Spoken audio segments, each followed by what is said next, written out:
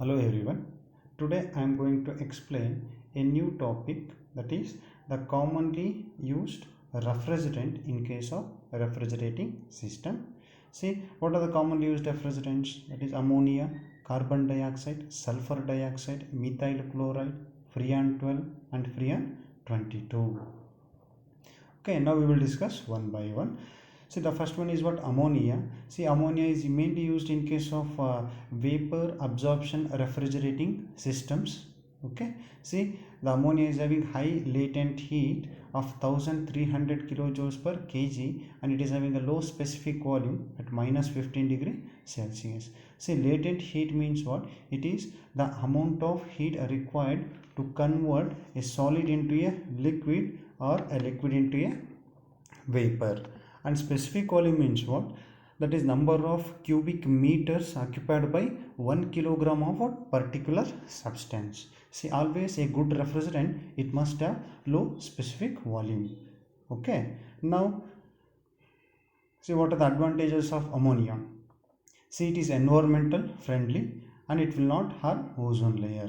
Okay, see, that's why this ammonia refrigerants mainly used in case of what? That is cold storage and ice making plants. Okay, and see, what are the disadvantages of ammonia? See, it is toxic in nature, means it is poisonous in nature, and it is flammable, means it easily catches fire, and irritating and food destroying properties makes it unsuitable for vapor compression refrigerators or domestic refrigerators. That's why it is used in case of what? Industrial refrigeration purposes. Okay, see the next one, that is carbon dioxide. See, carbon dioxide is mainly having a low specific volume. Okay, so if it is having a low specific volume means it occupies very less space, hence the plant size is what? It is compact. Okay, see, that's why it is used in ships where the space consideration are more important. Okay, and it is cheap, non-corrosive, non-flammable. Okay, see, these are what the advantages, okay, of carbon dioxide. See, that is, it is cheap, means easily available at a low cost, and non-corrosive, okay, and it is non-flammable. Okay, and it is having a boiling point of minus 78.5 degrees Celsius and a low critical temperature of 31 degree Celsius. See here, critical temperature means see, it is the temperature at or above which the vapors of a particular substance cannot be liquefied. See, no matter how much the pressure is applied. The next one, sulfur dioxide.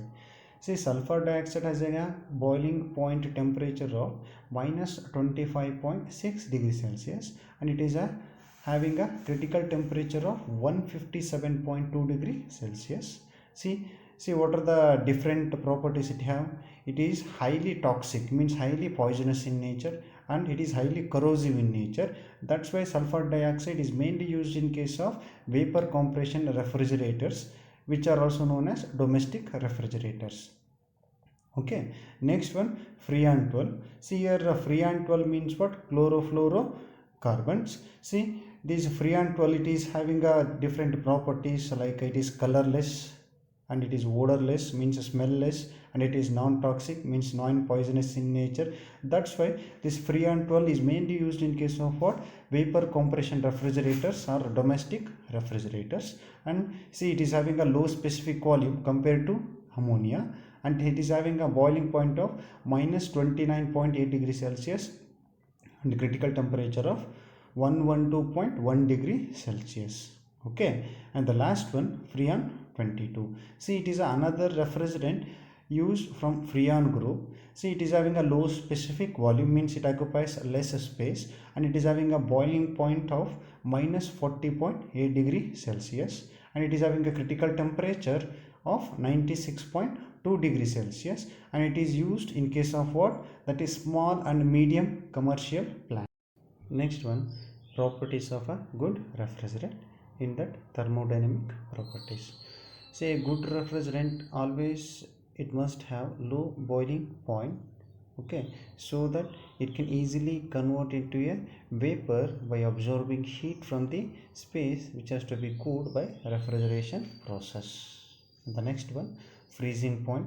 Always a good refrigerant, it must have a low freezing point than the normal operating condition, so that it prevents the possibility of blockage of passages during flow of fluid through the evaporator. Next one, evaporator and condensation pressure. A good refrigerant, it should have evaporator and condensation pressure higher than the atmospheric pressure, so that if any leakage happens, it can be easily detectable. Okay, and next one, latent heat of evaporation. As I told you earlier, what is it? Latent heat of evaporation. So a good refrigerant must have very high latent heat of evaporation. Okay, and the next one, physical properties. In that, always a good refrigerant must have low specific volume. See, as I told you, specific volume means what? Number of cubic meters occupied by a 1 kilogram of particular substance. Okay, if a good refrigerant, if it have low specific volume, then it occupies less space inside the refrigerator. Okay, and specific heat of a liquid and vapor. See, always specific heat of a liquid, it must be low in a liquid state and it should be higher in vapor state. Okay, and third one is what? Viscosity. Always a good refrigerant, it must have low viscosity so that it can easily circulated throughout the cycle. Okay, and the next one, safe working properties. In that, toxicity means what? Poisonous, right?